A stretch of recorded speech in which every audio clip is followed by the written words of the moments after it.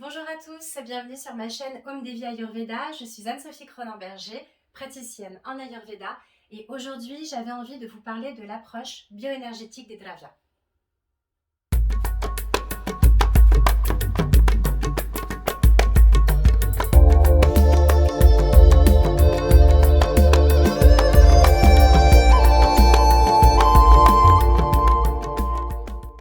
Donc le Dravya Gunarasa Shastra, qui est la science des propriétés, des qualités thérapeutiques des substances. J'en ai parlé dans une précédente vidéo que vous pouvez aller voir, est basée principalement sur deux modèles, le modèle bioénergétique et le modèle biospirituel des substances. Contrairement aux laboratoires pharmaceutiques qui utilisent le modèle biochimique et qui a pour but d'aller isoler les principes actifs des substances pour délaisser le reste. Cette méthode exclut totalement le principe pranique, le principe que toute substance vivante est dotée d'une conscience et d'une énergie vitale. Et bien la médecine ayurvédique, comme d'autres médecines traditionnelles, a une approche totalement différente face aux substances et notamment face aux plantes. En effet, la plante absorbe ce qu'on appelle l'énergie vitale. Et cette énergie vitale, elle est absorbée grâce à la lumière et la chaleur du soleil, grâce à l'eau du ciel et de la terre, et grâce aux composants et minéraux présents dans la terre. C'est l'absorption de cette énergie, de ce prana, qui va permettre de diffuser au sein même de toute la structure de la plante les propriétés thérapeutiques.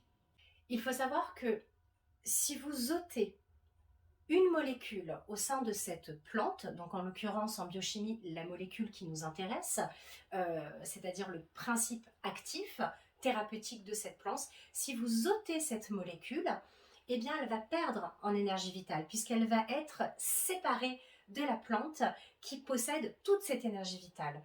Donc cette molécule sera moins efficace que si vous conservez l'entièreté de la plante. C'est d'ailleurs pour ça que les laboratoires pharmaceutiques procèdent à une modification chimique des molécules prélevées sur une substance pour améliorer leur efficacité, leur stabilité et leur spécificité en faisant interagir des composants chimiques aux substances vivantes. Alors que le modèle bioénergétique suivi par l'Ayurveda demande une observation globale de la plante. C'est-à-dire que nous allons regarder l'identité même de la plante, comme en herbologie ordinaire. Son histoire, sa manière de survivre dans un lieu donné, sa géolocalisation, mais aussi et surtout ses qualités énergétiques, c'est-à-dire chauffante ou rafraîchissante, humide ou asséchante, légère ou lourde.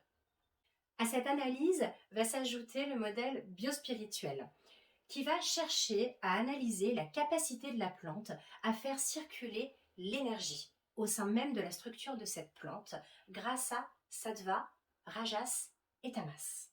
Pour exemple, une plante tamasique, c'est une plante qui va être dotée d'une énergie plutôt sombre, plutôt lourde. Cela peut être le cas de certaines drogues qui ont tendance à tirer l'esprit vers le bas.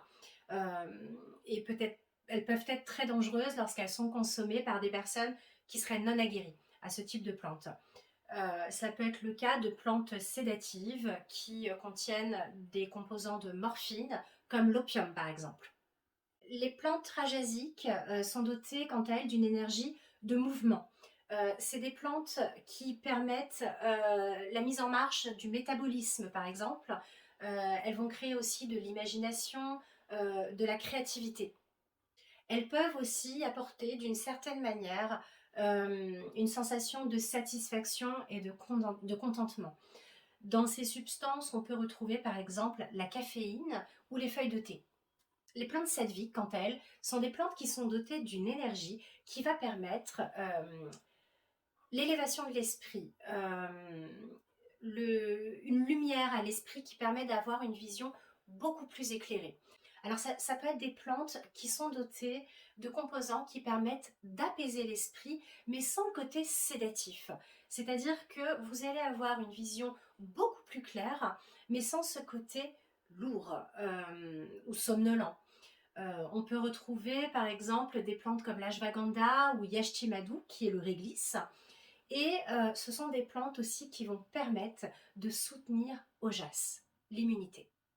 Voilà, donc vous l'aurez compris, ce modèle bioénergétique et biospirituel euh, permet d'avoir une vision globale sur la plante et offre un moyen de phytolecture incroyablement large pour comprendre le rôle et les fonctions des plantes. Voilà, j'espère que cette vidéo vous a plu, que vous en savez maintenant davantage sur les différents types de modèles d'analyse des plantes.